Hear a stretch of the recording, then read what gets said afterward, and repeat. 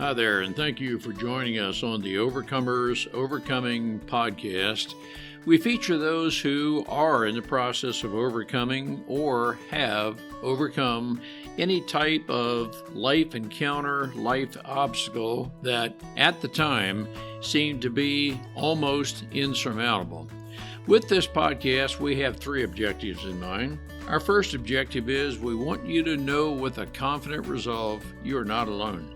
We want to work with you. We want you to know there are others who are working with you, who want to help you through whatever you are encountering, and together we will get through whatever you're experiencing. Our second objective is there are multiple options for any life encounter you are facing.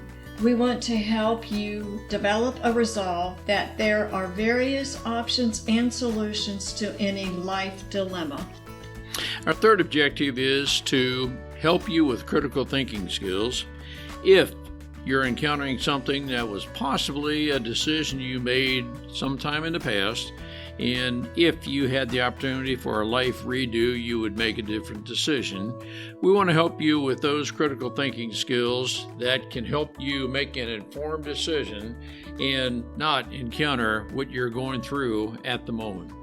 We are the Cooper Culture, a veteran-owned business. We work with business personnel and families to develop and sustain connected relationship cultures within their families and organizations.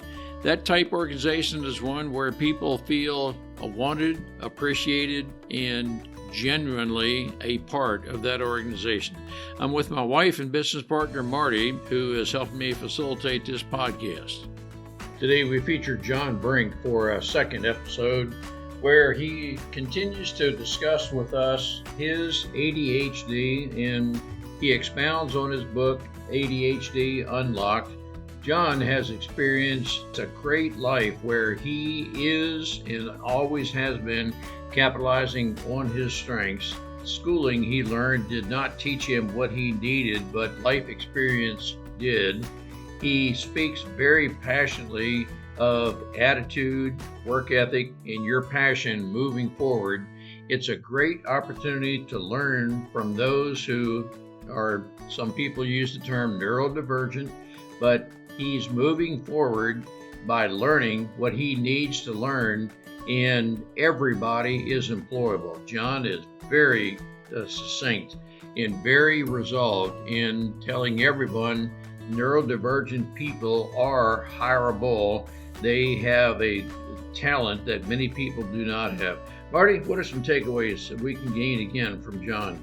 I love John's personality and his upbeat friendliness and how happy he is. And the one thing he says, ADHD or autism, I love the quote that John says about ADHD or autism or any other issue that someone may have. It's a gift. It's not a disability, it's a gift. And it is a talent. People have, books have been written on twice exceptional people. John emphasizes that attribute in many people. Let's listen and learn together. John, it is great to have you back with us. For our listeners who are listening to you for the first time, I want to encourage our listeners, listen to the first broadcast where, John, you talk about your ADHD and how you, I'm going to use the term, harnessed that to start a very successful lumbering business, and you have gone on well beyond that, but you have learned how to deal with ADHD and maybe other forms of, I'll use the term neurodiversity. Our listeners are going to be very interested because it appears the more time goes, the more we learn about neurodiversity. And to some people, it's an anomaly. But John, I think it'd be good for you to describe with us how, if we are working with, as a parent, grandparent, caretaker, in whatever capacity, a person who is neurodiverse, how can we help them determine their strengths to define gainful employment? John, great to have you back with us. Thanks, Ron. I really, really appreciate it. Look forward to our podcast. Talk to us, John, about your life experience. And did you know always from the beginning, or did it take a process to determine that, yep, you are an entrepreneur and you know exactly how to go about it? Because I suspect, have some listeners with neurodiverse people who are just uncertain about themselves. Yes. Now, to put it, look back, I was born in 1940, so I'm 84 years young, and in northeastern Holland. And things were not easy. As we all know, that's when the dictator Adolf Hitler decided to, in 1939, to invade Poland. And then my parents were married in 1938 and they were in love. And my dad worked in a lumber mill. They rented a beautiful little place, and very quickly they had a boy and a girl. And then what happened is the Germans, the Blitzkrieg happened, and my dad was called into the Dutch army. And the last they heard from him was that he was seen in Rotterdam just before the bombing. And for 5 years, they would not know if he lived or died. So things were very tough on my mom. And I started remembering part of the Second World War, and when I was 3.5 years old, hundreds of bombers overhead from the Allied forces bombing the war infrastructure of Germany in the northwest of close to the North Sea. And we would be able to, at night, we would stand on the flat deck outside our house and we look towards Germany and the sky be red from all the bombs. Hundreds, and as you know, as a pilot, bombing, you take of those big bombers and you take hundreds of them at the same time in the air, you will never forget it again. And I can still remember at 3.5 years old. So that's when it all started. Then there was no food. We as kids, when I was 4.5 years old in 1944, we used to go every morning with gunny sacks into the railroad yards and we picked up anything edible and burnable. And I still feel the hunger and the anxiety. And then as a consequence of all of that, I still am affected by PTSD and the inner child. Got actually counseling for the inner child when I was over 50 years old, very emotional actually. Never even knew what it was until somebody told me you should get a counseling for the inner child. And I did that. Amazing and very, very emotional. So that all being said, academically, I will get to the question here, but academically, I was not a success story. I failed grade 3 and I failed grade 7 3 times. And then the other part that I should mention, very, very important, that made a change to my life is that when we were liberated by the Canadian Army, it was April the 12th, 1945. And I knew from that point forward, when I grew up, I would go to the land of my heroes, Canada. And as I said, academically, I was not a success story. And I was always wondering about myself. I'm different than a lot of other people. And then when I failed the school for the third time, grade 7, kids are hard on each other. And where the people that were with me went to colleges and university, I became a laborer at 12.5 years old. And so my dad sent me to a friend of his that had a furniture factory, and they said, make him a furniture maker. And so that's what I did. I started working there first, go to school to become a furniture maker. But I still always knew I was different. And I kind of felt in a way, not in a bad way. I was always optimistic, a positive attitude. I had always a passion in all the things that I did, and I was a hard worker, no matter what I did. But I felt I had to start anew with nothing. And so uh, Canada was my dream.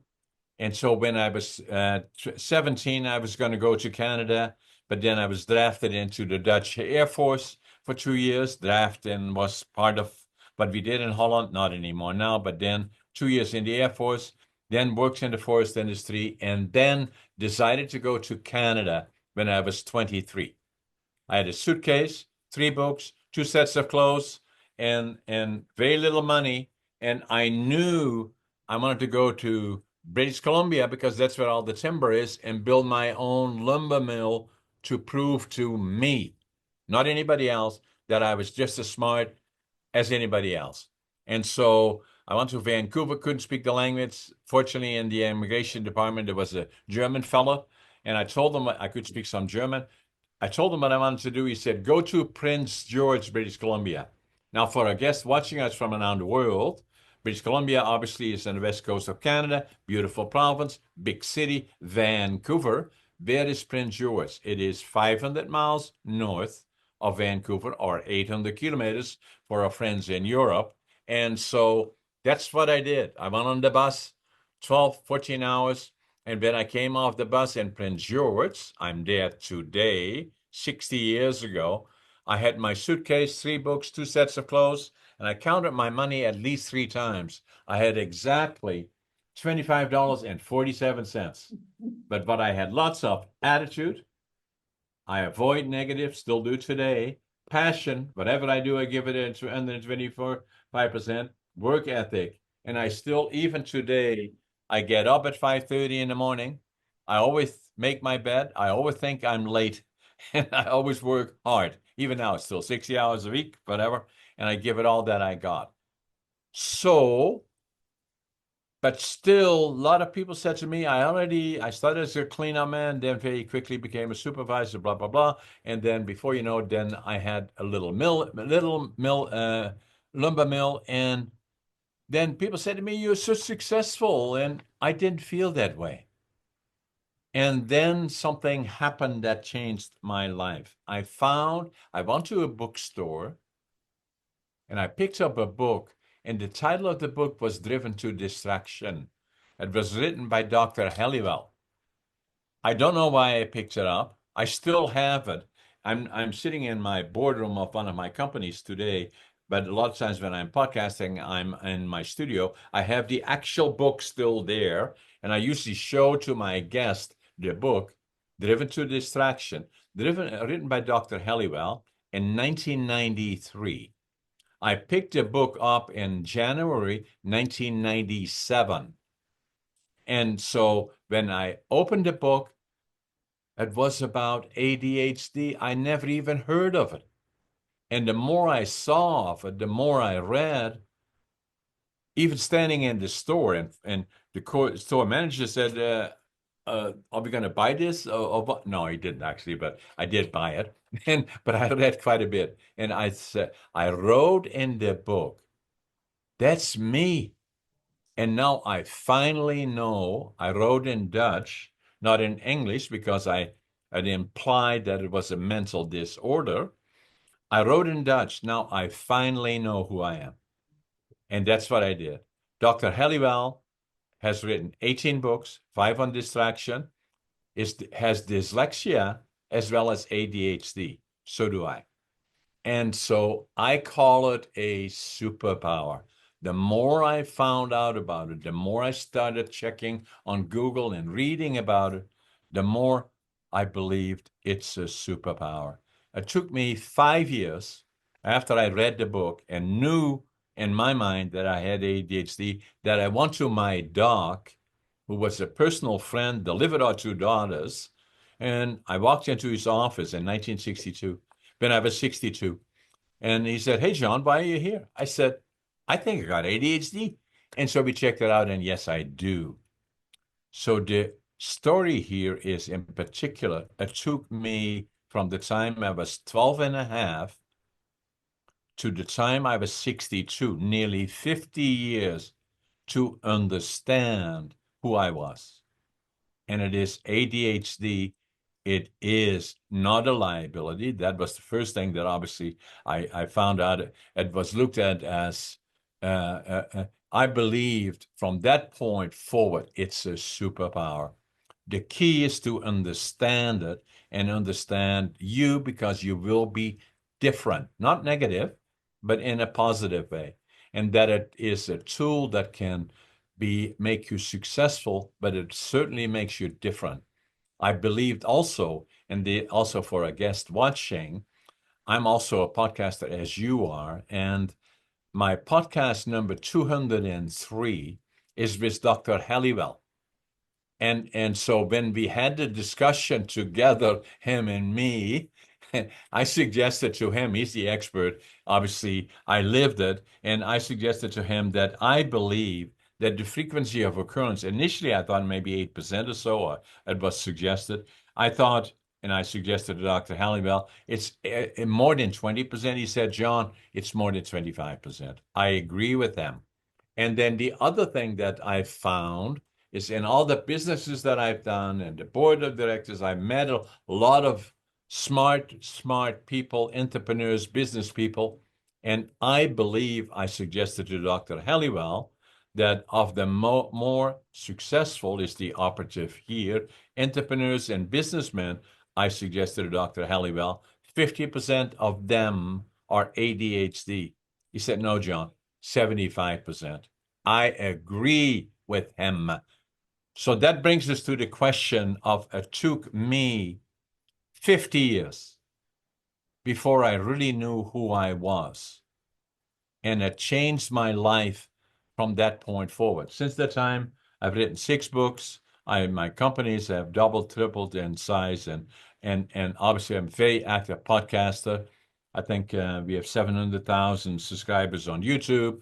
I'm the top 1% globally, and I'm not bragging about that, but in spite of it or because of it, because I'm ADHD.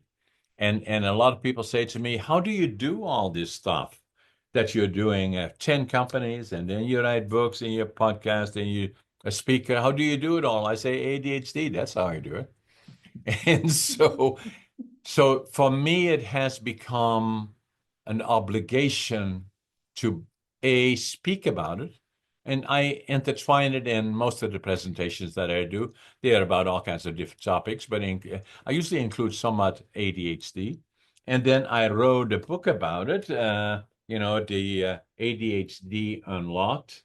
And and in some cases, like next month, I think I do a presentation for the province of Alberta, Canada, on their ADHD association. And I'm a good presenter, not in spite of, but because I'm ADHD.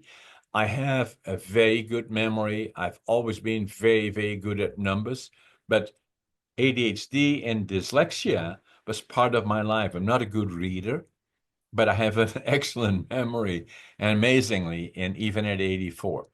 So for all those that believe, and I've met over and over again, day after day after the day, that I interview people on podcast, that even I did last week, in two cases, where somebody I'm podcasting said, I never told anybody this, but I believe I have ADHD as well. And so it has become that part for me that is important. If you have younger people in particular, at some point when you believe that it is, first and foremost, believe it's not a liability. It is not, it's neurodivergent, obviously, but it can be and is an asset once you understand it and make it work. Most of the successful people in the world, of all the big names that we know, are or likely are ADHD.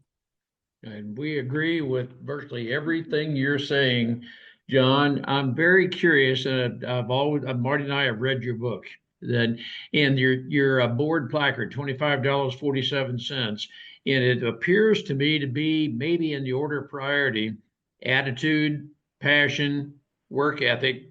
That you've got a great attitude, John. Have you always had a positive, forward-looking attitude, or was there at any point you acknowledge you had some stinking attitude? I've always had a positive. I've gone through a few ups and downs in my book that I wrote, Against All Odds. I lay it all out on the line, and I've had challenges here and there, but my personality has always been positive attitude. I avoid negative. And then the other one is passion. When I do something, I give it 125%. Let me ask you this. Did you, at any point in your life, even though you have a positive attitude, did you feel rejected at any time because of your ADHD? Was that a factor at any point?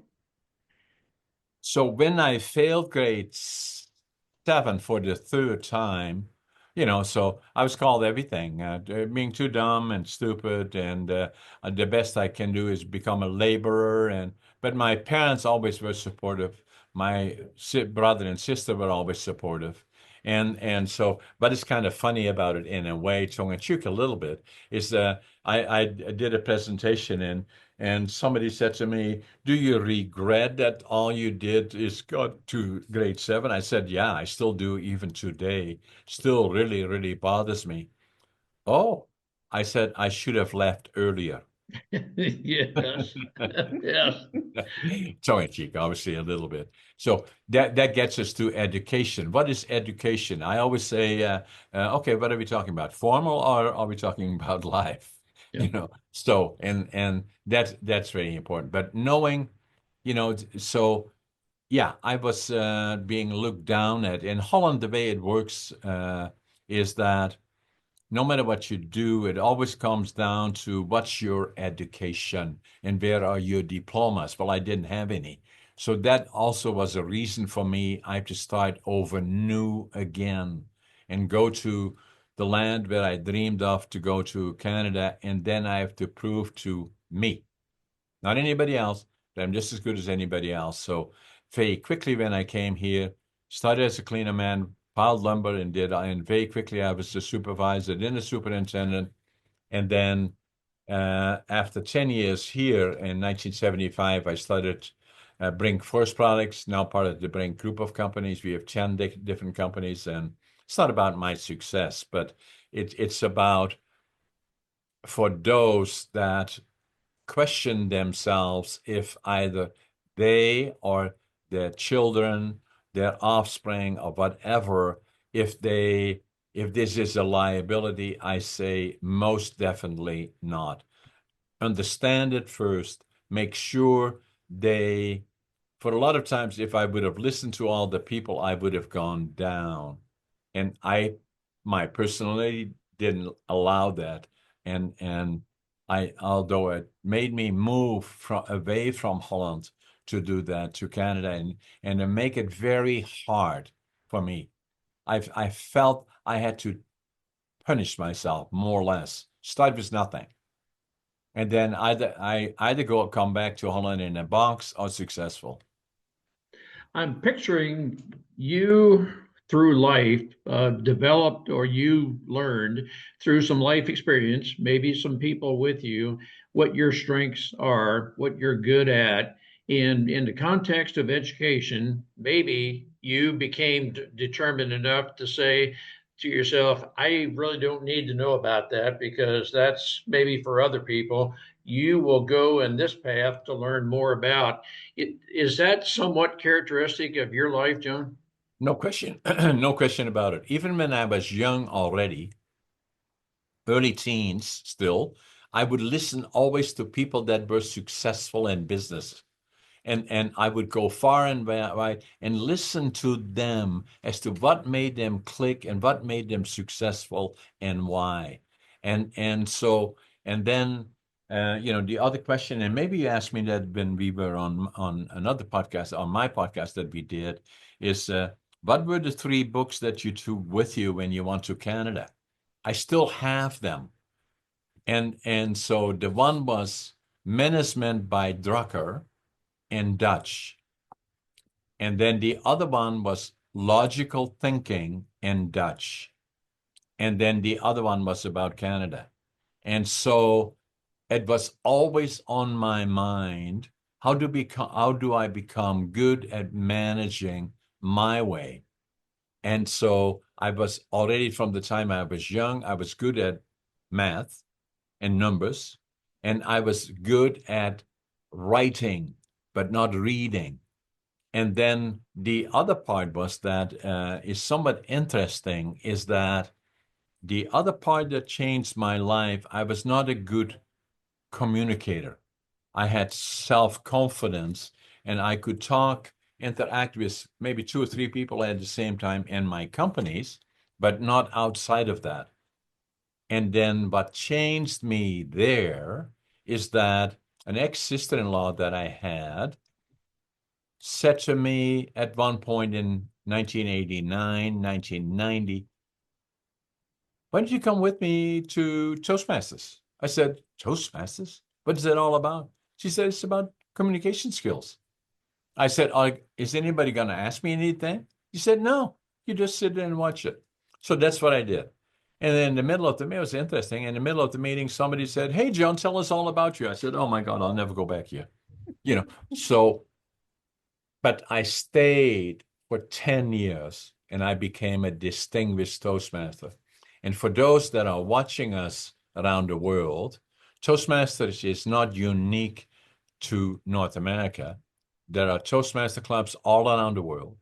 Probably as we speak, there are probably 500,000 people involved directly in Toastmasters. There are probably tens of millions of people that at portions of it participated. It's usually smaller groups. Every community in North America has a club. Here in Prince George, we have probably 3 or 4. And it's about communication skills, not only about speaking, but even more importantly, become good listeners. And then secondly, become good at coordinating responses and speaking on your feet. And so all those elements brought into Toastmasters. And for me, it changed me. Hence, I became, and I can say that to you and to our friends, the millions of them watching us, and I'm not bragging about it because that's what Toastmasters is all about. That changed my life, and I'm now not fearful of it. No, I still have a little bit, when I give major presentations, there's a little bit of anxiety. That is normal. It has to be, otherwise I'm not good. But I'm very good at what I do. And if I make a presentation, they will never forget me. And in particular, not the way I present, because I don't read. I'm not good at that, not even my own writing, is that I have an excellent memory and I work with my body. And so but the memory is because of ADHD. And numbers are because of that. So the elements I understand me, what works for me accidentally more than anything, in a way, the hard way likely, but it gave me enough of the benefits that I feel I have an obligation to share that with others.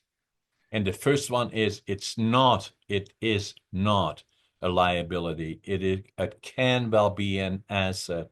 And for the younger people that maybe are affected by it or benefit from it, in my opinion, then the sooner they understand, that most, and I know that for a fact, successful people in the world are ADHD. So do not view it as a liability. Now, the other part about it is that I'm a great, and I wrote about that in the book as well, is that our traditional learning system has issues and do not recognize the fact that probably 30% of the global population ADHD, in my opinion, and so does Dr. Halliwell, is that we have to change gradually. Our teaching, learning models are changing, where we have to go more to what is referred to in my book. And I got that actually from a professor at the BC Technology Center here in British Columbia, that saying that we are looking at micro certification, meaning that if you being taught a skill sets of some sort, focus on the actual skill sets so that if you're 4 years in a classroom where they have all kinds of other stuff, maybe only 6 months of it are focused on that skill set that you have to learn to go forward. So make that the focus of teaching, and then the other parts become additives, but don't make them the driving factor. I see too often from people that are skilled and skill sets that they are pursuing, but what makes them not succeed is the additives, which are secondary and in a lot of cases they don't even ever use. And I believe gradually, slowly, we're starting to recognize that more, but we still got further to go. In the meantime, for me, what is important to share my experience with it and saying that it is a superpower, in my opinion, no question about it. So and it's available to anybody that has as ADHD, that focus on the things that you would like to do and become very, very good at it. But do not view it as a liability. Absolutely. Boy, we're right on target with you with that. You are a self-described not a good reader, and I'm going to interpret that as you're maybe slower than someone else, but you can read, obviously. Yeah. And as you developed and you became aware of, and you knew within yourself, you have these skill sets, you focused on that, and you knew you could learn as much of that as you wanted to, and you can learn, you will learn, and there are things that are peripheral to that. I don't need to know. Let somebody else do. I'm repeating myself a little bit, but I, we do not agree at all to anybody who thinks that neurodiversity is a disability. It's nothing more than a description. Exactly. And it's a category if you wish, and if they want to use it, that's fine. But I usually do. I say for and I've lived it, for 84 years, obviously. I call it a superpower. Yep.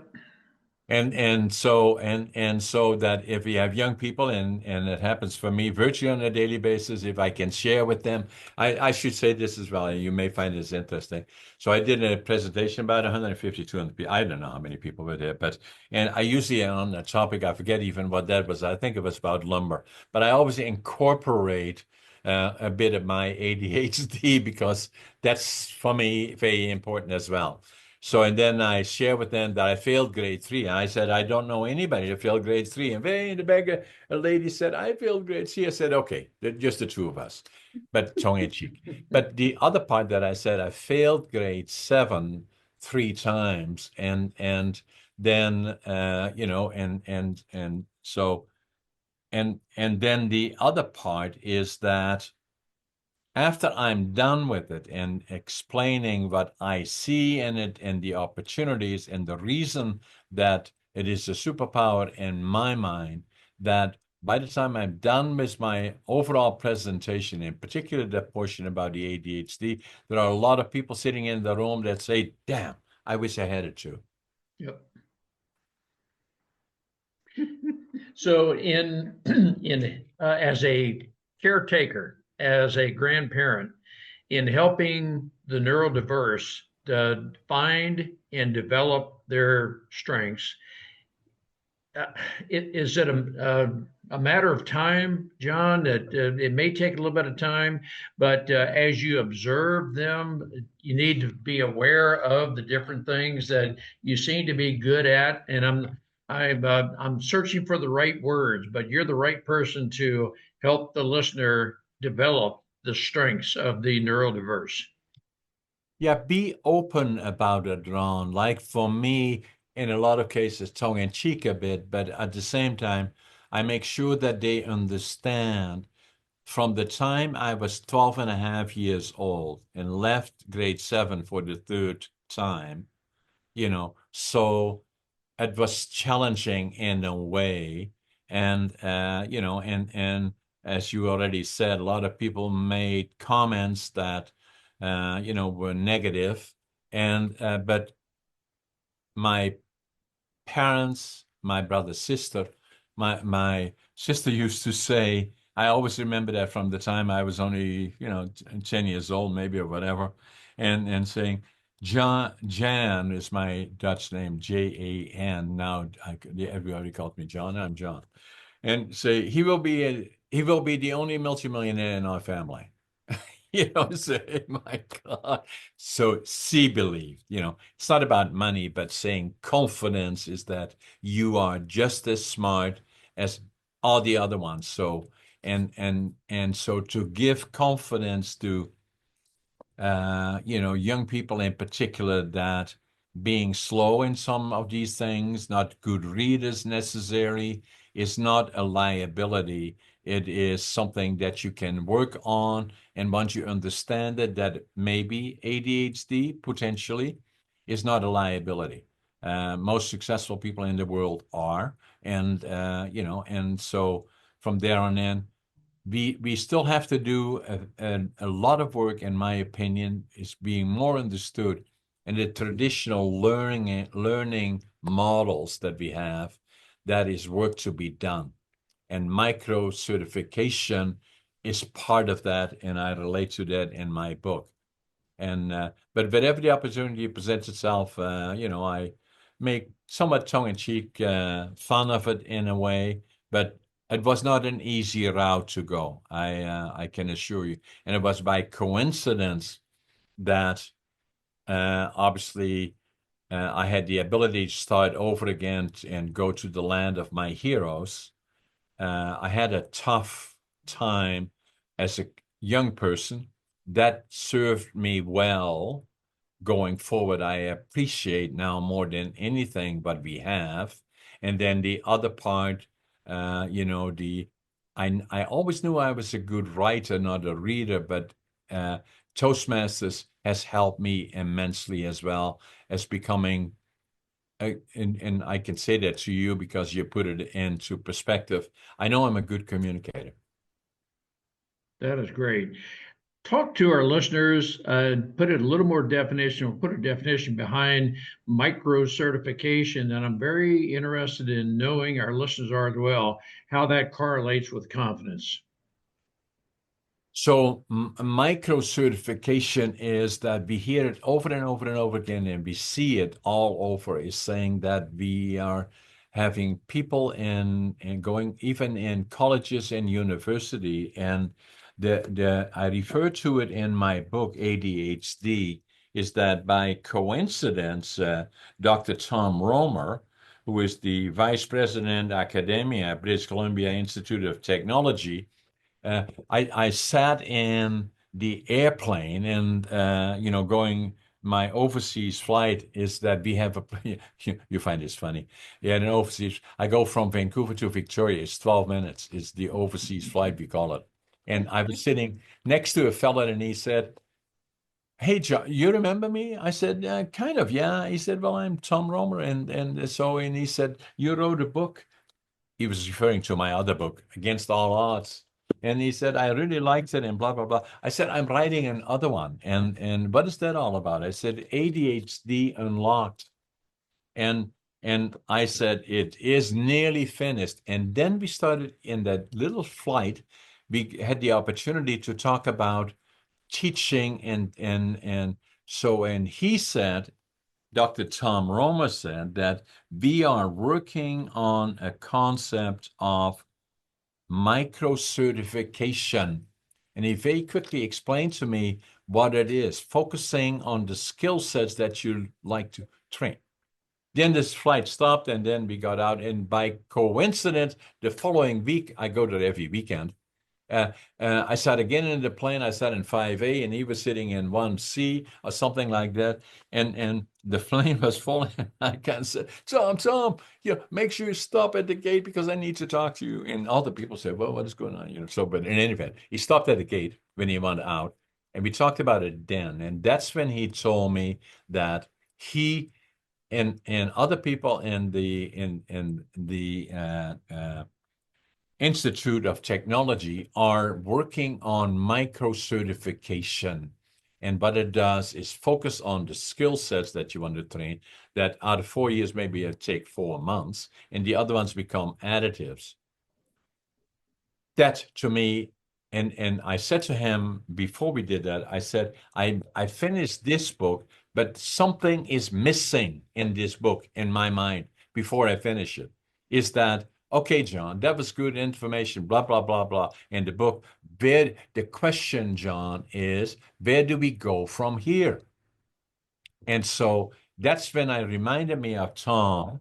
And that's why I said, I need you to read my book and then write a piece in that book about micro certification.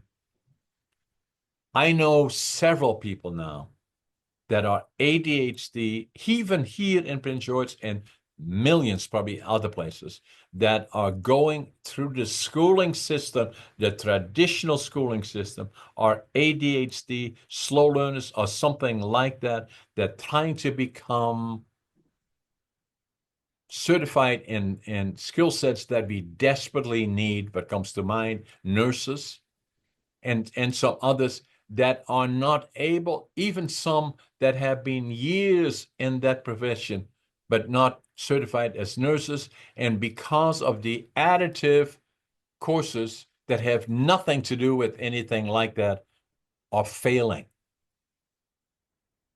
And so that's the part that bothers me about it, is that although we recognize 30% of the population, in my mind, and of the if you listen to On the Brink 203 and Dr. Halliwell, and seeing how many people are successful, that part still is not being dealt with effectively.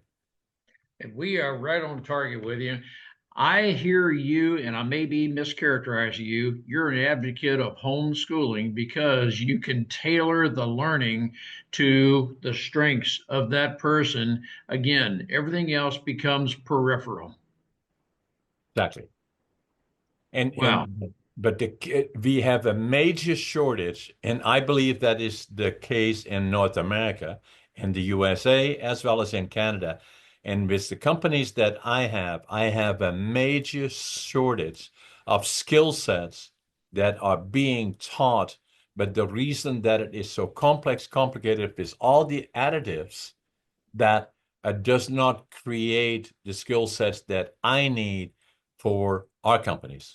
And that has been that way. I've had the Brink group of companies for nearly 50 years. And that was the problem the first day, still is the problem today. Let me ask you, in that context, if the person has the right attitude, can you bring them in and just say to them, we will train you right here? I say this: bring me attitude, passion, work ethic, but follows is success. Yep. No question about that. Great. That's what I need. I don't care how much education they have. If they don't have those, they will not be successful. Right on. Boy, John, Is there a course for the micro certification? If to Yeah. get the certification, what do you do?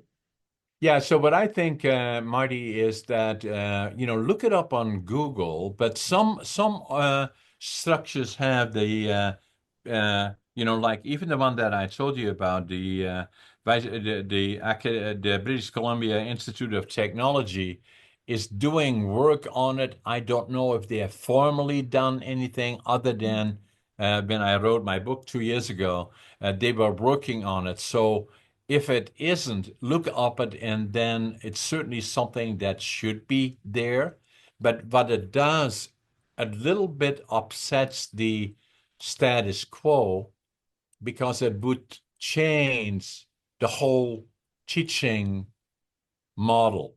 And a lot of people have a direct interest in not doing that necessarily, because all of a sudden, if you can create a different learning model that teaches first on the academics or the certification of the skill sets that you need, and the other ones are secondary. You don't have to sit in the classroom for 4 years or 3.5 years to learn about. You can do that in other ways, like what Ron suggested in homeschooling or whatever it needs, but it doesn't need that structure for it.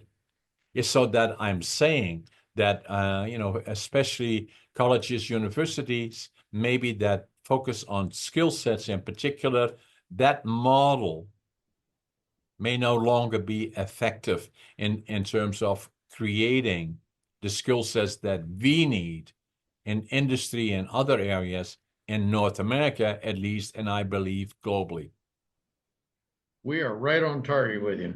John, you've got such a great outlook, and we want our listeners to hopefully reach out to those who are neurodiverse to help them with their confidence, and with the right attitude, surrounded by the right people, we can help them focus on where they have strengths, and those people will be very successful.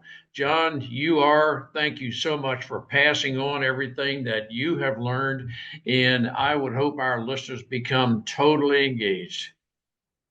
Thanks, Ron and Marty. It was fun to be part of your podcast, and look forward to staying in touch, and good luck. Thank you, John. Thank you. We look forward to continuing our dialogue with you. We'll do that. Take care. Take care. Bye-bye.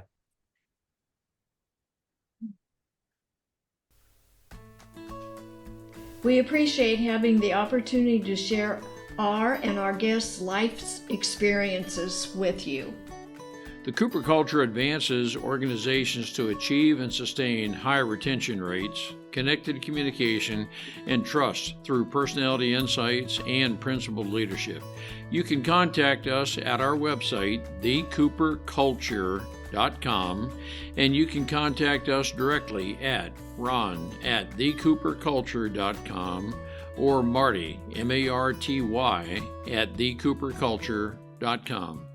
We work with you to help assess aspects of your culture to advance the environment and people to their best performance.